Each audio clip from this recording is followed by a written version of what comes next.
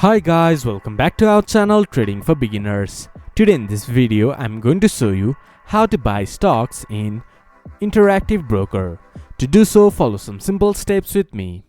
First of all, open your Interactive Broker application or go to Interactive Broker website from your browser. Then this type of interface will appear in your screen, but make sure that you are logged into your account. From the top menu bar you can see Trade option. Click on Trade, then click to order ticket.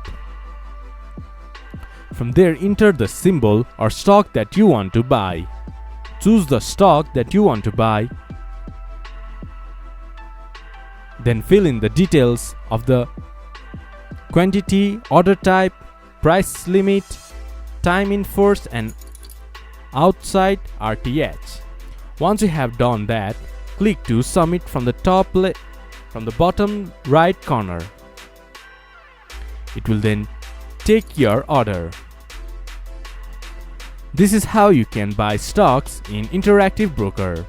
This much for today's video. If you guys find our video helpful, please leave a like and comment. And do not forget to subscribe our channel and hit the bell icon. I'll see you guys again in our next video. Thank you for watching.